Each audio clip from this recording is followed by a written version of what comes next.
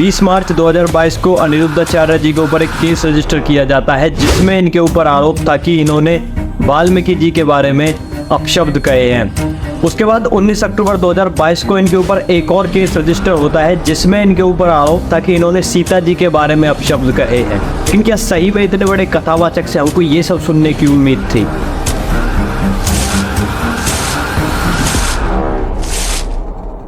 अब रिसेंट के कुछ महीनों में अनिरुद्धाचार्य जी इंटरनेट पे काफी ज्यादा फेमस हुए। अब इनके फेमस होने के पीछे इनकी कथा नहीं है, बल्कि एक और रीजन है, और वो रीजन है इनकी इलॉजिकल बातें। अब ऐसा मैं क्यों कह रहा हूँ, इस वीडियो में देखिए। लोग कहते हैं भागवत जी में राधा का नाम नहीं है, राधा का नाम नहीं है। ये लोग गलत कहते हैं, जो भी कहता है गलत कहते हैं। भागवत जी के 8वें स्कंद के 10वें अध्याय में श्लोक नंबर 40 है, लिखा है उद्यतायुध दौरदंडई राधावंतो भटान मृधे। राधावंतो लिखा, स्पष्ट लिखा गुरु जी। ऐसा है, नाश मत करिए। आधा बनता है दौड़ते हुए।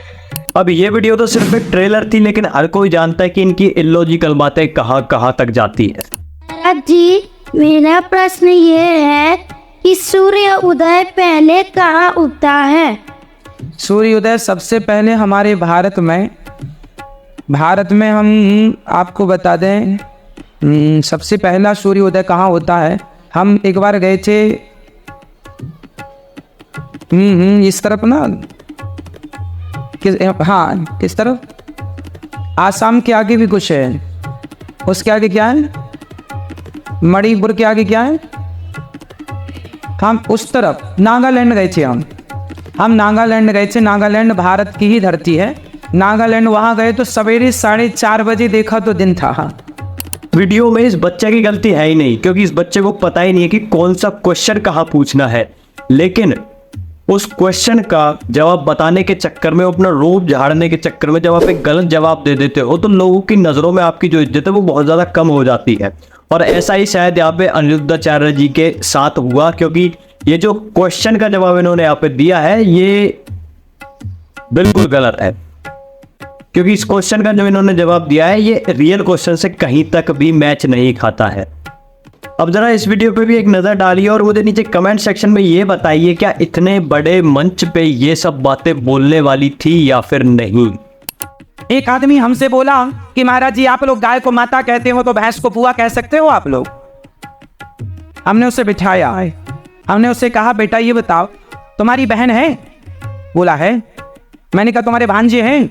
बोला है। मैंने कहा तुमने अपनी माँ का दूध पिया है कि बहन का दूध पिया है? बोला माँ का पिया है। मैंने कहा दूध तो तुम्हारी बहन भी देती है, पर तुमने माँ का ही क्यों पिया है? माँ को ही माँ क्यों कहते हो, बहन को माँ क्यों नहीं कहते? दूध तो तुम्हारी बहन भी देती है। भांजे हैं तो पिए ही होंगे, तुम भी लग जाते। हमने कहा जैसे तुमने माँ का दूध पिया है, बहन का नहीं, बहन को बहन कहा जाएगा, माँ को माँ कहा जाएगा, उसी प्रकार दूध देने वाली बकरी भी है, पर माँ गाय को ही कहा जाएगा, सबको माँ नहीं कहा जाएगा। इन बातों की कोई सेंस तो बनती नहीं है, लेकिन फिर भी काफी सारे लोग जो हैं वो अनिरुद्धाचार्य जी को अपना गुरु मानते हैं। लेकिन मैं इनसे यहाँ पे क्वेश्चन ये पूछना चाहता हूँ, क्या एक गुरु होके अपने शिष्यों को इस तरह की शिक्षा दोगे आप? तो गुरु के नाते छोड़ो, एक कथावाचक के नाते इतने बड़े मंच पे इतने सारे लोगों के सामने इस तरह की अश्लील बातें जब आप करोगे, तो लोगों के मन में शायद जो आपकी वैल्यू है वो कम तो हो ही जाएगी, और साथ में आप लोगों की नज़रों से भी गिर जाओगे। और यही शायद इनके साथ रिसेंटली हो भी रहा है। इसीलिए इनके ऊपर काफ़ी सारे मीम्स भी बनाए जा रहे हैं इंटरनेट के ऊपर, इनको ट्रोल भी किया जा रहा है, इनके ऊपर केस भी किए जा रहे हैं। अब जैसा कि मैंने अपनी लास्ट वीडियो में कहा था कि इंटरनेट के ऊपर लोग सच्चाई से ज़्यादा दिखावा करने में यकीन रखते हैं, because of some views and some likes. इस चीज़ का एक प्रूफ मैं इस वीडियो में भी आपको दे देता हूँ। एक बार जरा इस वीडियो को देखो। कोई भी काम छोटा या बड़ा नहीं होता। हमें कभी भी जीवन में कोई भी काम करना पड़े उसके लिए तत्पर रहना चाहिए, जैसा कि महाराज जी सभी कार्य करते हैं। अब एक बात बताइए, अगर किसी इंसान को खेत में काम करना है तो क्या वो इतने महंगे और इतने साफ कपड़े पहन के जाएगा खेत के अंदर? क्या उसको शौक है अपने इतने महंगे और साफ कपड़ों को बिगाड़ देगा खेत के अंदर जाके? खेत के अंदर इंसान सिर्फ और सिर्फ नंगे पैर ही काम कर सकता है और मैक्स टू मैक्स चप्पलों में काम कर सकता है। और कपड़े भी वो पहनेगा तो वो भी पहनेगा गंदे, या फिर वो लंगोट बांध लेगा जिसको हम नॉर्मल भाषा में धोती कुर्ता कहते हैं। लेकिन अगर मैं हमें बात करूं कि एक कथा का अनिरुद्धाचार्य जी कितना चार्ज करते हैं, तो उनकी फीस है 80,000 से लेके 1 लाख रुपए, जिसमें जो खाना पीना रहना सोना होता है वो ऑर्गेनाइजर की तरफ से होता है। एक बार जरा सोच के देखिए, इतना पैसा खर्च करने के बाद भी लोगों को सिर्फ सुनने को मिलती है इलॉजिकल बातें जिनकी कोई सेंस नहीं बनती है दूर दूर तक भी। अब मैं ये बिल्कुल भी नहीं कह रहा हूँ कि ये सारी की सारी जो वीडियोस बनाते हैं बिल्कुल फेक बनाते हैं, इनकी बातें जो होती है वो सारी की सारी इलॉजिकल होती है, कोई सेंस नहीं होता इनकी बातों में। कभी कभी ये जो है लॉजिकल बातें भी कर देते हैं, जैसा कि इस वीडियो में इन्होंने करी।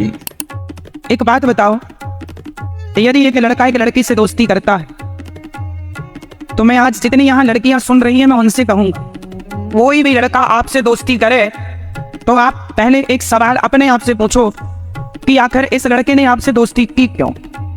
क्या स्वार्थ है आपसे इसका? क्या लेना देना? भाई दोस्ती आदमी उसी से करता है जहां कुछ उसका स्वार्थ हो। इस वीडियो में इन्होंने कितने अच्छे से समझाया है कि किस तरीके से लोग अपना मतलब सीधा करने के लिए आपको अपना दोस्त बना लेते हैं, और जैसे उनका उल्लू सीधा हो जाता है वो किस तरीके से आपको लात मार के भगा देते हैं। अब इनका एक और काम है जो मुझे सबसे ज्यादा अच्छा लगता है, और वो है इनका गौरी गोपाल वृद्धाश्रम, जहाँ पे वृद्ध महिलाओं की सेवा करते हैं, उनको रहने खाने के लिए छत, घर, कमरे दे रखे हैं इन्होंने, जो कि एक बहुत अच्छा काम है। और मैं तो ये कहूँगा कि हर किसी को ये काम करना चाहिए। लेकिन बोलने से पहले यार तुम ये तो सोचा करो कि ये जो बात मैं बोल रहा हूँ अपने मुंह से, इसके लिए एक परफेक्ट प्लेस कौन सी है, या फिर क्या ये बात जो मैं बोल रहा हूँ ये सही भी है या फिर नहीं। इस वीडियो को एक बार जरा आप गौर से देखिए। युग में आदमी सिर्फ पैसे के पीछे भाग रहा, ना भक्ति से मतलब, ना ज्ञान से मतलब, ना वैराग्य से मतलब। उसे लगता पैसा पैसा पैसा, ऐसा उसे आजकल दुनिया वालों को देखकर ऐसा लगता है जैसे ये मरेगा तो पूरा लेके मरेगा, पूरा बांध कर ले जाएगा। इस वीडियो में गुरुजी 1 करोड़ की कार में बैठ के पैसे के ऊपर प्रवचन दे रहे हैं। अरे महाराज कोई ढंग की जगह तो ढूंढ लेते, और फिर तुम कहते हो कि मेरे ऊपर तो मीम्स बहुत बनती है, मुझे तो ट्रोल बहुत किया जाता है इंटरनेट पे।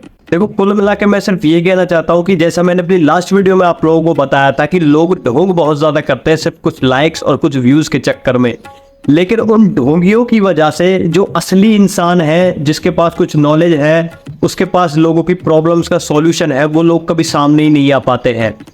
और अगर वो सामने आ भी जाए तो लोग उनको भी ढोंगी समझने लग जाते हैं। उस वाले वीडियो की लिंक आपको डिस्क्रिप्शन बॉक्स में मिल जाएगी, आप लोग जाके चेकआउट जरूर कर सकते हो।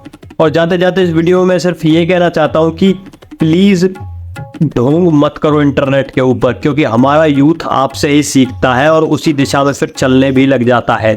थोड़ी लॉजिकल और थोड़ी सेंसिबल बातें करो ताकि लोगों को लगे कि हाँ आपको कुछ नॉलेज है आपकी फील्ड से रिलेटेड, और आगे से कोई आपका मजाक भी ना बना पाए, वरना ढोंगी बाबा का स्टैंप लगने में टाइम नहीं लगता इंडिया के अंदर। मिलते हैं एक और नई वीडियो में, तब तक के लिए बहुत बहुत धन्यवाद।